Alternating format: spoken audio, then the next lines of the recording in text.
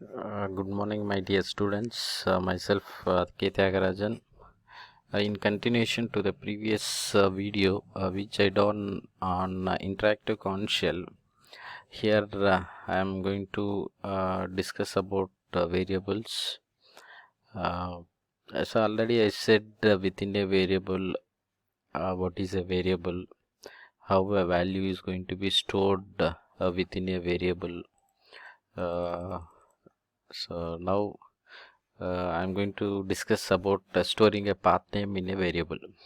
So already in the previous video, I just shared about this topic.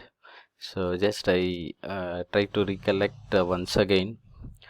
Here you try to remember within the shell environment.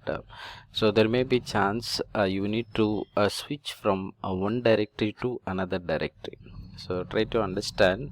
So Ravi is a directory. So currently you are working in IT1 directory. So you need to switch from IT1 directory to Ravi directory. So in this case, you need to type a path. Alright, so try to understand. So you are working in some other directory. So you are working in some other directory. You need to switch to a Ravi directory. So in this case, so the entire path you need to remember. So which is beginning from a home directory. So this entire path need to be remembered, and then it need to be typed exactly within your prompt. So there may be chance there may be a topographical errors can be present. You may forget directory name, you may forget subdirectory name. So in this case there may you cannot enter into Ravi directory. So here what I like to say is if you are trying to access any specific directory to prevent errors, to prevent typographical errors, type the entire path and store the entire path within a variable. Right, so type this entire path and store this variable entire path. This path we call it as an absolute path. So you store this absolute path within a variable. So if we store this entire path within a variable, so later you no need to type whenever you are changing a directory, no need to type the entire path. You can use only this variable name. Just this is a way. cd space dollar new variable. So already dollar new variable means we are trying to get the value of a new variable. So value within a variable is path. Right, so I'm changing I used a change command. Right, so before this variable, so here I will be whenever the command got executed, so I will sit in this Ravi directory. So there you can type pwd print working directory. So I get this particular result itself. Right, so this is a one provision within variables within the shell environment. So there is a provision of storing the absolute path name within user defined variables. So this variable can be used later in order to change any directory. Right, so whenever user is frequently accessing any specific directory, to prevent errors and to save time, we type a long path. We store this the long path within a variable. Right, so this is a one example you need to remember. So how to store a path, absolute path within a variable. Right, so coming to the another topic within the variables, null variables. If we access any variable that is not set, no value is stored in it. So not set meaning is within a variable there is no value is assigned. then we receive what is called as null value. So then we receive what we call it as null value. We can also store a null value in a variable by either assigning it a null string, right? So by default, value for any variable is null, right? So here, take for example, I have a variable x, first variable x. So in this variable, I am trying to store value is 1. So I have a variable y, second variable.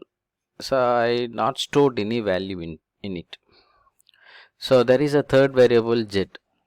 I used only a quotation, but inside the quotation I not stored any string, right? What we expect in the output, we'll see with print command, right?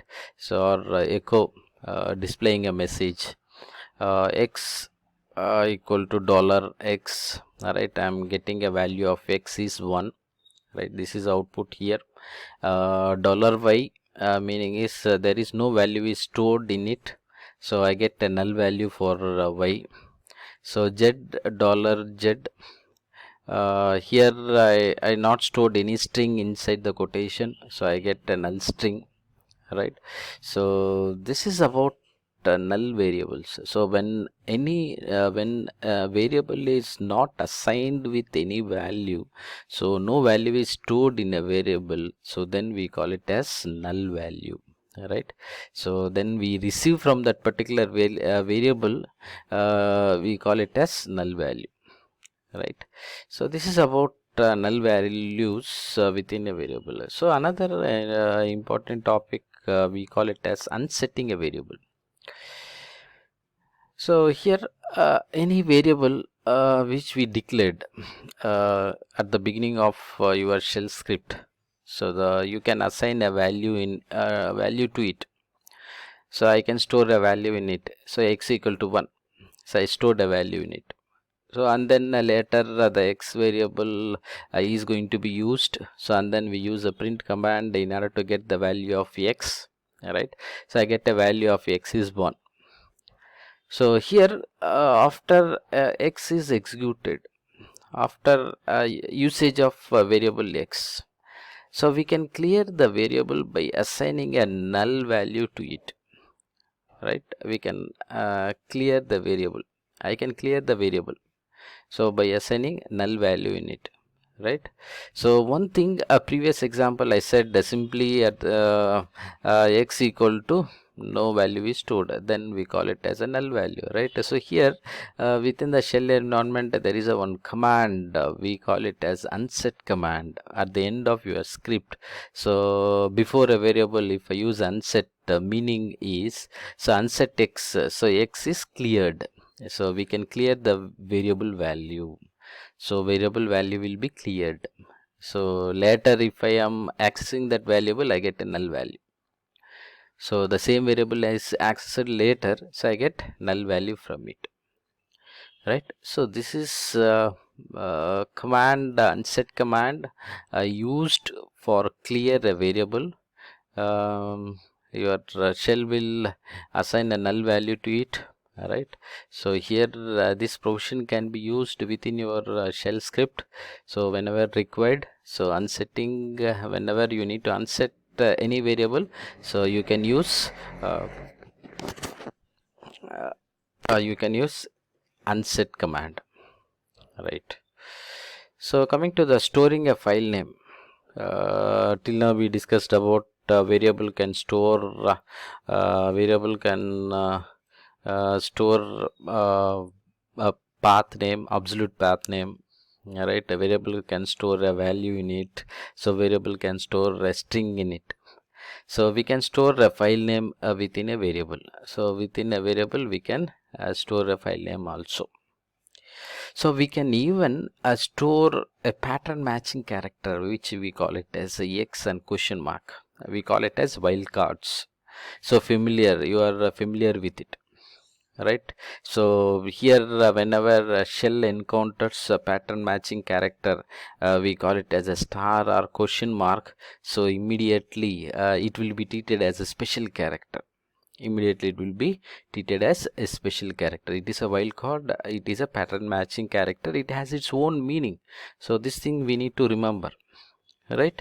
So this is also can be used whenever we are assigning a value into a variable, right? So here take a practice. So within a file name, if I use a star and question mark, so most of the case we use star and question mark. So in order to recognize a number of files within your current directory, right? So file star meaning is I need to find all the files which are beginning with file name file. So it can be file 1 or it can be file 2 or it can be file 3. All the things need to be matched, right? So this is a meaning here, file star. So file question mark meaning is it need to match only one. It can be a file 1 or it can be a file X or it can be a file Y, anything. Only one file is going to be matched, right? So like this, right? So take for example, so we need to store a file name into a variable. So just I used ls command, meaning is so within my current working directory I need to list file 1, file 2, all what are the files which are present in my directory.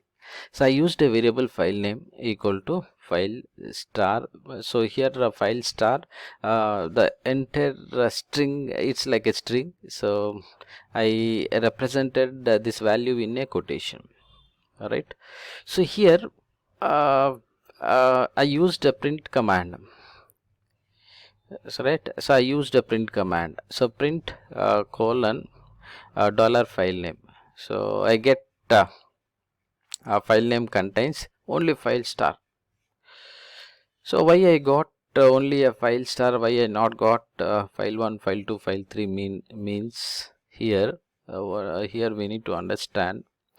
So within a quotation, within a single quotation or within a double quotation, so if a wild card or pattern matching character, we call it as star, if it is used within a quote, so the meaning of meta character will be escaped. So the meaning of meta character will be escaped. So when I use the star within a quotation, so this thing we need to remember. So that's the reason I not got here file 1, file 2, file 3. I get only what I typed within a quotation. It's like a string. It star will be treated in a normal character.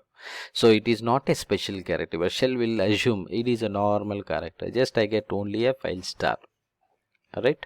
So in the same manner, so within a quotation I given a file question mark. So question mark is a special character, pattern matching character.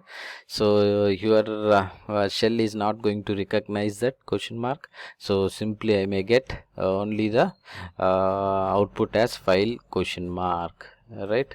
So this is about storing a file name into a variable. So there is another important thing, storing a commands in a variable. We can also store the commands in a variable. For example, list command can be stored in a variable. We can then use this variable at command prompt to execute it contents. All right. So in order to execute it contents, so I can go. I can use this variable to execute, right?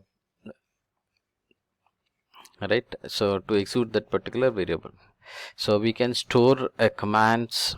All right. So we can store commands in a variable also. All right.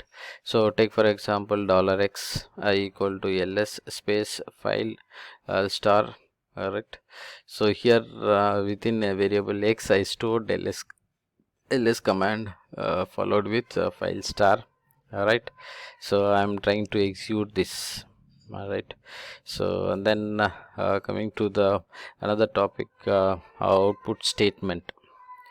So within the Linux environment, there is one important topic, we call it as output